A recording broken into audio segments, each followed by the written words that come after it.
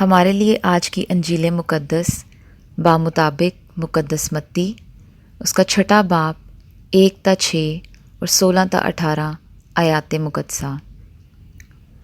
خبردار، اپنے راستی کے کام لوگوں کے سامنے دکھانے کے لیے نہ کرو، نہیں تو تمہارے باپ کی طرف سے جو آسمان پر ہے تمہیں اجر نہ ملے گا۔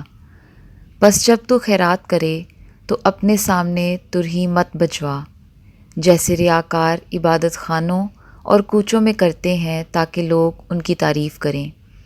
میں تم سے سچ کہتا ہوں کہ وہ اپنا اجر پا چکے۔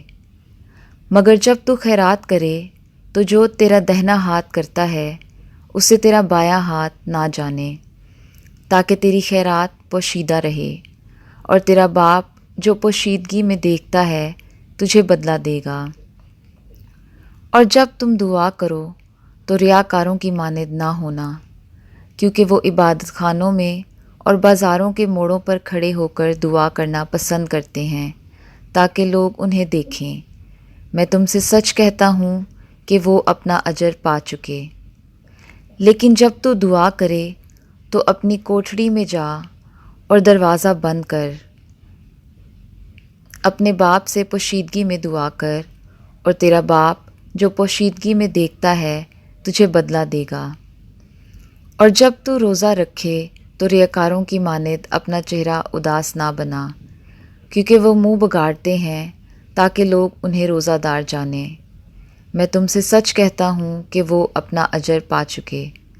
لیکن جب تو روزہ رکھے سر پر تیل لگا اور منہ دھو، تاکہ آدمی نہیں بلکہ تیرا باپ جو پوشیدگی میں ہے تجھے روزہ دار جانے، اور تیرا باپ جو پوشیدگی میں دیکھتا ہے تجھے بدلہ دے گا۔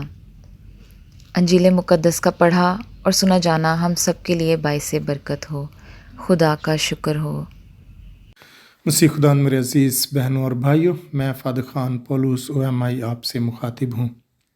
آج ہم 22 فروری 2023 کو راکھ کے بدھ کے ساتھ اپنے روزوں کے سفر کا آغاز کرتے ہیں۔ لتوریائی سال میں یہ ایام بڑی اہمیت کے حامل ہیں۔ یہ مقدس موسم ہمیں توبہ اور تبدیلی کی دعوت دیتا ہے۔ ان بابرکت ایام میں ہم اپنے نجات دہندہ یسوع المسیح کے دکھوں اور نجات بخش قربانی پر دھیان و گیان کرتے ہیں، اور اپنے نجات کے سب سے بڑے بھید یعنی یسوع مسیح کے پاشکا کو منانے کے لیے اپنے آپ کو تیار کرتے ہیں۔ آج ہم مسیحی روزہ کے چند پہلوؤں پر دھیان و گیان کریں گے۔ سب سے پہلے یاد رکھنا ہے کہ روزہ ایک مقررہ وقت کے لیے کسی بھی قسم کی خوراک اور مشروب سے اجتناب کر کے پرہیزگاری میں رہ کر خدا کی قربت میں وقت گزارنے کا نام ہے۔ مسیحی روزہ دعا کی ایک شکل ہے۔ مسیحی روزہ ایک روحانی مشق ہے، ایکسرسائز ہے، جو ہمیں ڈسپلن کرتی ہے، جو ہمیں پہلے سے زیادہ منظم کرتی ہے، جو نفس کشی، توبہ اور تبدیلی کی طرف ہمیں راغب کرتی ہے۔ آج کی پاک انجیل ہمیں بتاتی ہے کہ خیرات اور دعا کی طرح روزہ بھی دکھاوے کے لیے نہیں بلکہ پوشیدگی میں رہ کر خدا کی خوشنودی حاصل کرنے کے لیے رکھنا چاہیے۔ آج کی پہلی تلاوت میں ہم نے پڑھا ہے کہ لیکن اب بھی خداوند کا فرمان ہے، روزہ رکھ کر گریہ وزاری کرتے ہوئے اپنے سارے دل سے میری طرف رجوع لاؤ، اور اپنے کپڑوں کو نہیں بلکہ دلوں کو چاک کر کے خداوند اپنے خدا کی طرف متوجہ ہو، کیونکہ وہ رحیم اور مہربان ہے، وہ طویل الصبر اور نہایت شفیق ہے۔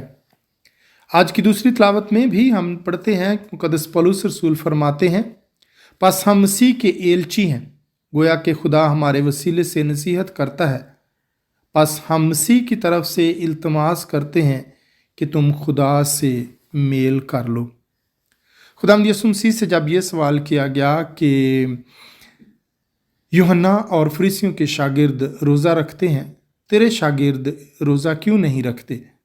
تو خداوند یسوع مسیح نے بڑا خوبصورت جواب دیا تھا کہ جب تک دلہا باراتیوں کے ساتھ ہے باراتی روزہ نہیں رکھتے، وہ دن آئیں گے جب دلہا ان سے جدا کیا جائے گا، تب وہ روزہ رکھیں گے۔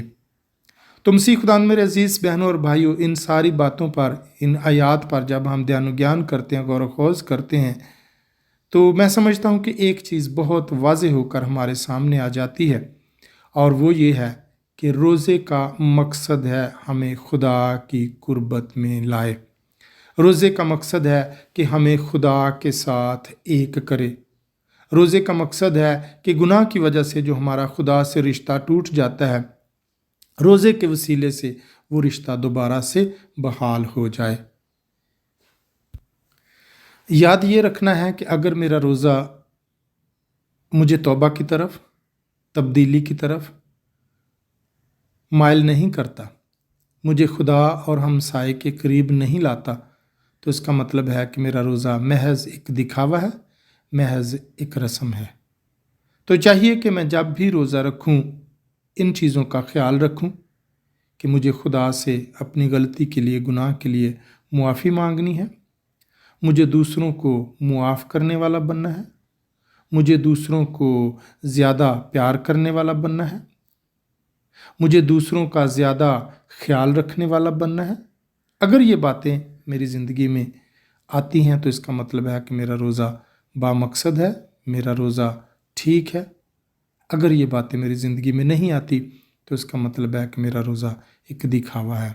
ایسے روزے کا کوئی فائدہ نہیں۔ وہ روزہ جو ہمیں فائدہ دے سکتا ہے وہ روزہ وہی ہے جس میں ہم توبہ کریں، ہم تبدیل ہوں، خداوند کی طرف رجوع لائیں، خداوند کے ساتھ ایک ہو جائیں، اور خدا اور ہمسائے کی محبت میں پہلے سے زیادہ مستحکم ہو جائیں۔ میری دعا ہے کہ روزوں کے یہ بابرکت ایام ہم سب کی زندگی میں تبدیلی برپا کریں، ہم سب کو خدا کی خوشنودی میں، خدا کی قربت میں، خدا کی حضوری میں رہنے اور بڑھنے کا فضل عطا کرے۔ مسیح خداوند کے وسیلے سے آمین۔